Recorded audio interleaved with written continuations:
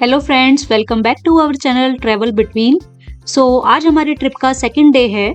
Day 1 में हम लोग गए थे लास्ट वीडियो में बेंगलोर से मदुरई, और आज हम जा रहे हैं मदुरई से रामेश्वरम, और डे 3 हमारा होगा रामेश्वरम से धनुषकोडी।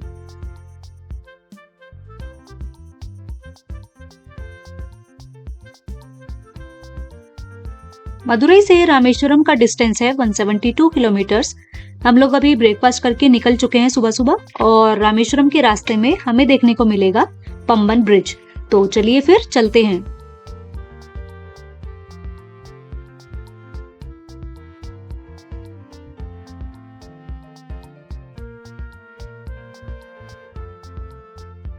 आप देख सकते हैं रामेश्वरम बस 29 किलोमीटर्स बचा है।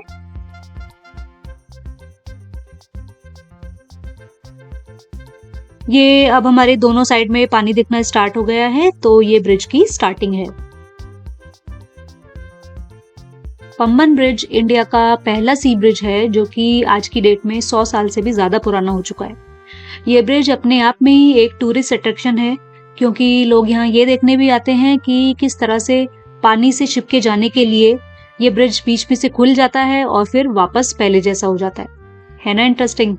ये ब्रिज इंटरेस्टिंग भी है, सुनने में खतरनाक भी लगता है, बट ये बहुत पावरफुल भी है। जब 1964 में साइक्लोन आया था, बहुत ही बड़ी सुनामी आई थी, तब धनुषकोडी जो कि यहाँ से ज्यादा दूर नहीं है, वो पूरी तरह से बर्बाद हो गया था। बट ये ब्रिज उस साइक्लोन को भी झेल गया था। ब्रिज के कुछ पार्ट्स को काफी नुकसान हुआ था उस टाइम पे। जब भी आप ट्रेन में ट्रेवल करते हैं तो बाहर देखने पर मोस्टली आपको खेत या खाली जमीन यही सब दिखाई देता है मोस्टली, लेकिन सोचो कैसा लगता होगा जब ट्रेन से देखने पर हर जगह बस पानी ही पानी नजर आए। पंबन ब्रिज से जो ट्रेन जाती है वो कुछ ऐसा ही एडवेंचरस एक्सपीरियंस देती है आपको। ऐसा लगेगा जैसे ट्रेन पानी में ही चल रही है। ऑब्वियसली थोड़ा डर भी लगेगा, बट लाइफ टाइम याद रहने वाला एक्सपीरियंस है।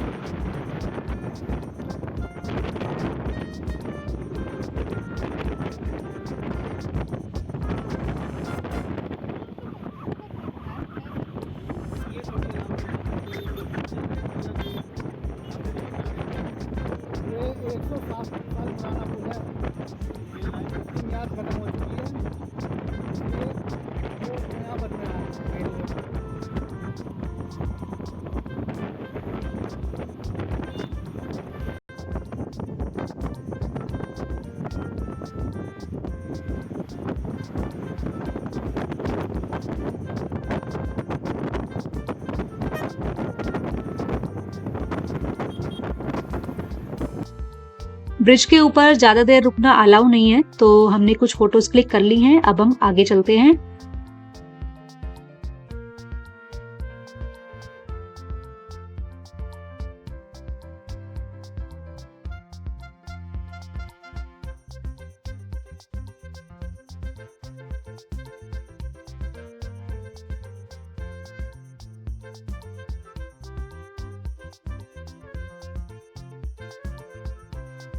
अभी जब हम ब्रिज पे खड़े थे तो ऐसा फील हो रहा था कि जैसे ब्रिज हिल रहा हो। अगर आप यहाँ पर आ चुके हैं तो हमारे साथ कमेंट बॉक्स में अपना एक्सपीरियंस जरूर शेयर कीजिएगा। क्या आपको भी ऐसा लगा था?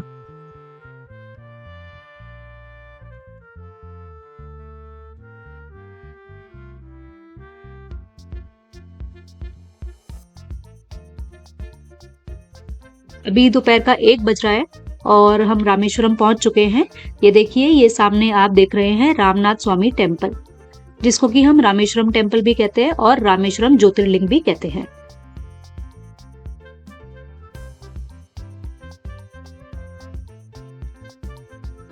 अब हम होटल में चेक इन करने जा रहे हैं, फिर वहां से सीधा लंच करके वापस आएंगे दर्शन के लिए।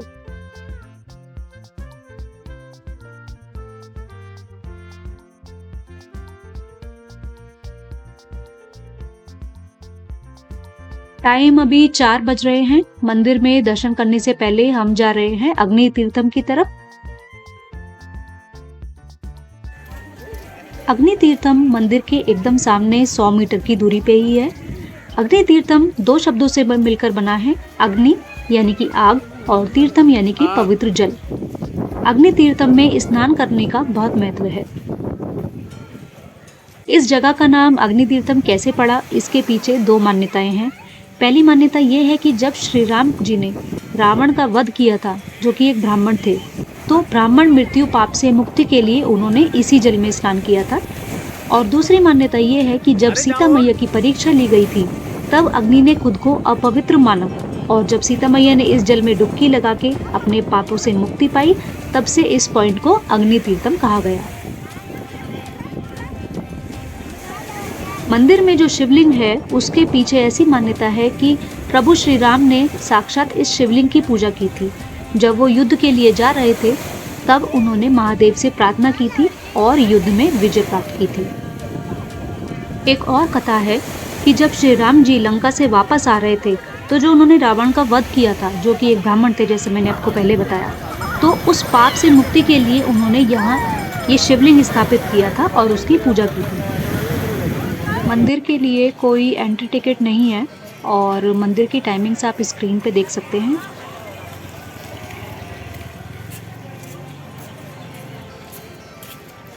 जब मंदिर में एंट्री करते हैं तो आपको यहाँ 22 कुंडों का जल अपने ऊपर डलवाना होता है।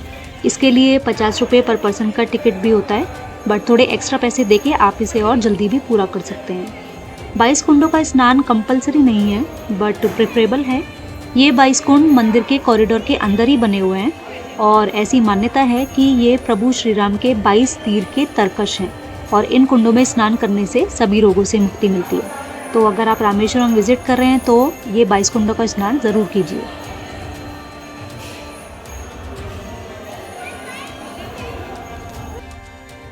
स्नान के बाद कपड़े चेंज करके मंदिर में शिवलिंग के दर्शन के लिए जा सकते हैं। कपड़े चेंज करने के लिए अंदर लेडीज और जेंट्स के लिए अलग अलग स्पेस बना हुआ है और अपने साथ गीले कपड़े रखने के लिए पॉली बैग्स पहले से लेके जाएं। अभी 6 बज चुके हैं शाम के और अब हम दर्शन के लिए जा रहे हैं। ये जिस कॉरिडोर से होते हुए हम इस वक्त गुजर रहे हैं, ये वर्ल्ड का लॉन्गेस्ट कॉरिडोर है। इतने सारे गलियारे हैं और हर एक गलियारा 700 फीट लंबा, तो आप अंदाजा लगा सकते हैं कि ये मंदिर कितना बड़ा है।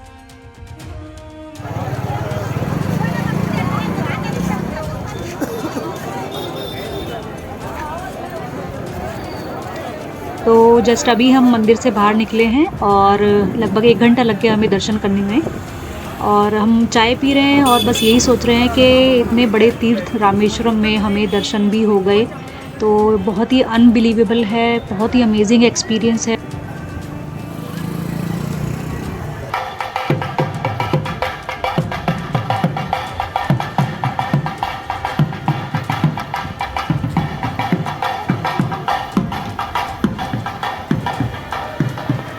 अब हम यहाँ से डिनर करते हुए और फिर अपने होटल के लिए निकल जाएंगे।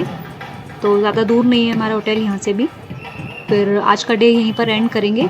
कल हमारे ट्रिप का डे 3 है, तो डे 3 में कल हम रामेश्वरम से धनुषकोडी जाएंगे और भी 2-3 टेम्पल्स हैं, तो वहाँ पर भी जाएंगे। तो फिर मिलते हैं आपसे कल।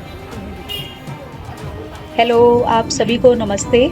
आज हमारे ट्रिप का डे 3 है, तो आज हम जाने वाले हैं रामेश्वरम से धनुषकोडी बाय रोड। तो धनुषकोडी का जो डिस्टेंस है रामेश्वरम से, वो लगभग आधा घंटे का ही है, 19-20 किलोमीटर है मोस्टली। और डायरेक्ट धनुषकोडी जाने से पहले हम लोग 2-3 और टेम्पल, जैसे मैंने आपको लास्ट में बताया था। तो सबसे पहले हम जाने वाले हैं रामम पदम टेम्पल। रामर पदम टेम्पल में एंट्री करते ही आपको ये बोर्ड दिखेगा। इसको देख के आप एक एस्टिमेट लगा सकते हैं कि सारे मंदिर मोस्टली आसपास ही हैं। अब चलते हैं मंदिर की तरफ। तो बहुत ही थोड़े से स्टेप्स हैं, जस्ट 20-25 स्टेप्स हैं, तो ये थोड़ी सी हाइट पे है ऊपर मंदिर। रामपदम टेम्पल के लिए आप कोशिश करिए कि सुबह 10 बजे तक यहाँ पर आ जाएं, बिकॉज उसके बाद ये जगह बहुत ही क्राउडेड हो जाती है। माँ इधर आओ।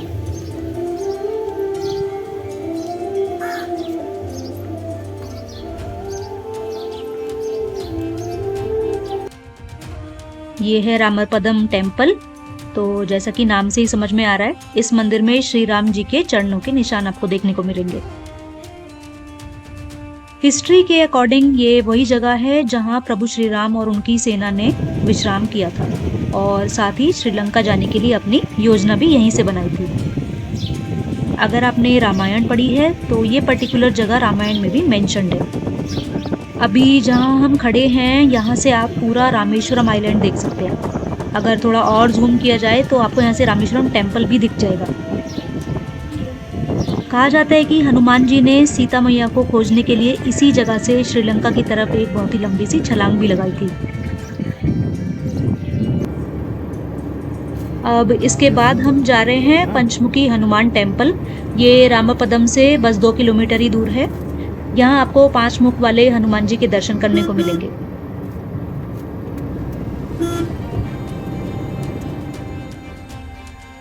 इसी के साथ बराबर में आपको पानी में तैरते हुए पत्थर भी देखने को मिलेंगे इसी मंदिर के अंदर।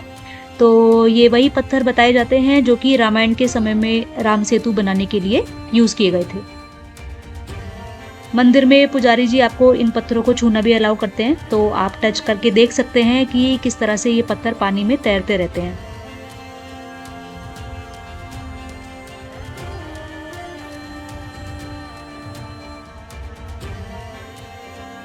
अब नेक्स्ट हम जा रहे हैं विभीषण टेम्पल। तो ये पंचमुखी हनुमान मंदिर से पड़ेगा आपको 10.5 किलोमीटर, तो हार्डली 15-16 मिनट लगेंगे। विभीषण टेम्पल में राम, लक्ष्मण, सीता, विभीषण और हनुमान जी की मूर्तियां देखने को मिलेंगी।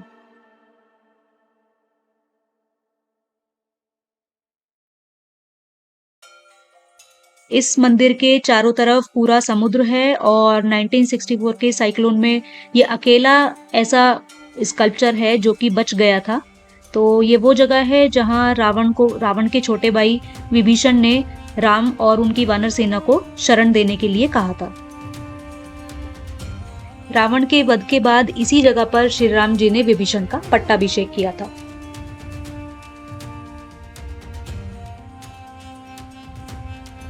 आप मंदिर के अंदर जाएंगे तो पूरी कहानी आपको मंदिर की दीवारों पर पेंटिंग्स के रूप में भी दिखाई देगी।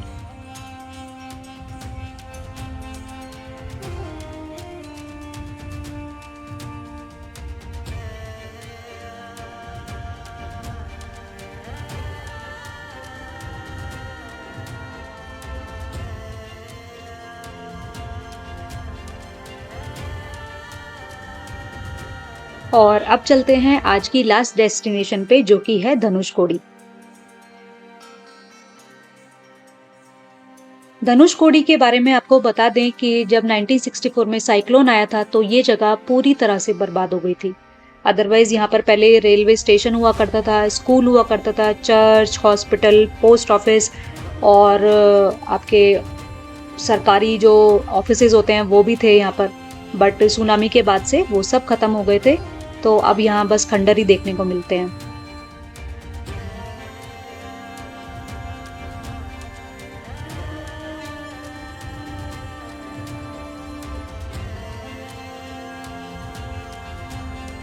धनुषकोडी की ड्राइव बहुत ही अमेजिंग है। दोनों तरफ आपको सी वाटर देखने को मिलेगा और रोड एकदम स्मूथ। और आपको ये भी पता है कि इसके आगे और कुछ भी नहीं है, बस पानी ही पानी है। तो इस वक्त हमारे एक साइड पे है बे ऑफ बंगाल और दूसरी साइड पे है इंडियन ओशियन।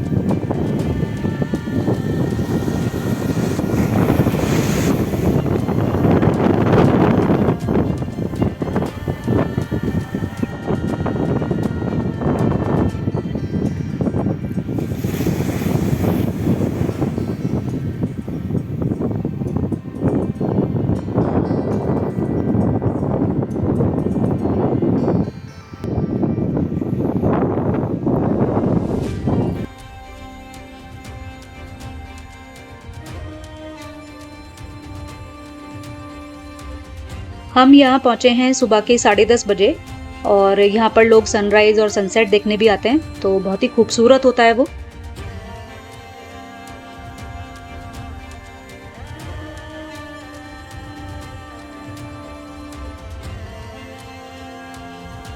इस जगह को लास्ट लैंड ऑफ इंडिया भी कहते हैं और यहाँ से श्रीलंका बस 18 ही किलोमीटर दूर है।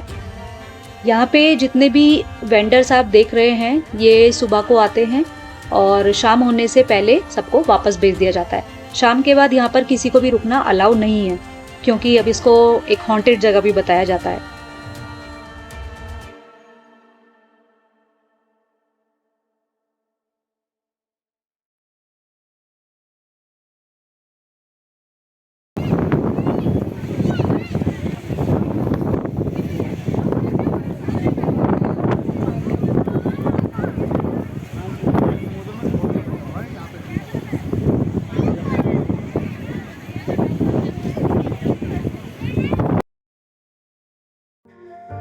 धनुषकोडी वो जगह है जहां से श्री राम जी ने हनुमान जी और बाकी वानर सेना को एक पुल बनाने का आदेश दिया था, जिसको हम सभी राम सेतु के नाम से जानते हैं। इसी पुल से होकर वानर सेना ने लंका में प्रवेश किया था।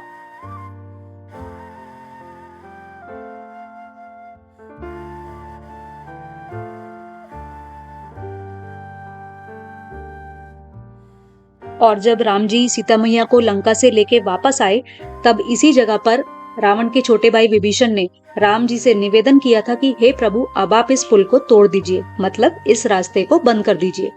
तब श्री राम जी ने अपने धनुष के एक सिरे से बाण चलाकर सेतु को तोड़ दिया था। तभी से इस जगह का नाम धनुषकोटी पड़ा था। कोटि का मतलब होता है सिरा, तो इसलिए इसे बाद में धनुषकोडी नाम दिया गया था।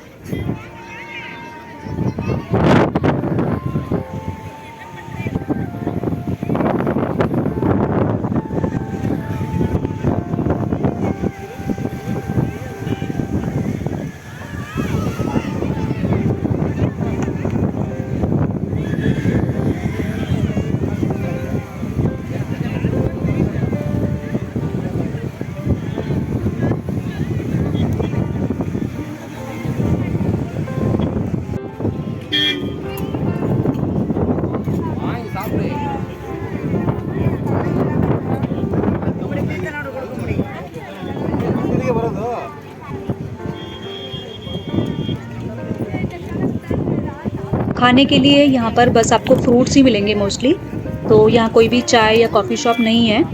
और उसके बाद आप थोड़ा बहुत शॉपिंग कर सकते हैं। अगर आप धनुषकोडी जाएं तो वहाँ से शंख जरूर लेकर आएं, उसका एक अपना ही महत्व है। तो हमने अपना शंख ले लिया है, अब चलते हैं।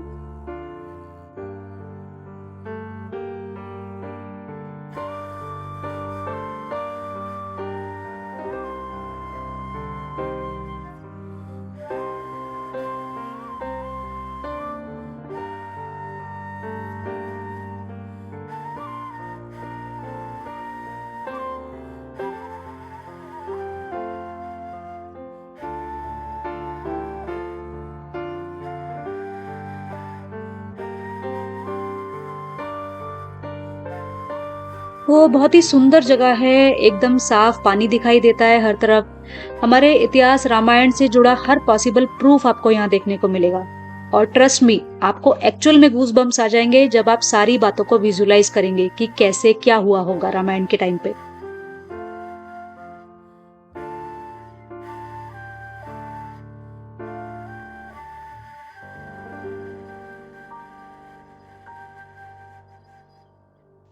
तो इसी के साथ हमारी मदुरई, रामेश्वरम और धनुषकोडी की ये ट्रिप यहाँ पर एंड होती है। यहाँ की हर एक जगह की एक अपनी इम्पोर्टेंट हिस्ट्री है एंड ओवरऑल बहुत ही सुंदर जगह है।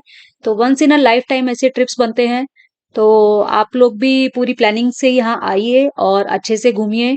अगर आपके पास कोई भी सवाल है तो आप हमसे कमेंट में पूछ सकते हैं। अगर आपको हमारी वीडियोस अच्छी लगें तो प्लीज हमारी वीडियो को लाइक कीजिए और हमारे चैनल को प्लीज सब्सक्राइब कीजिए। Thank you for watching.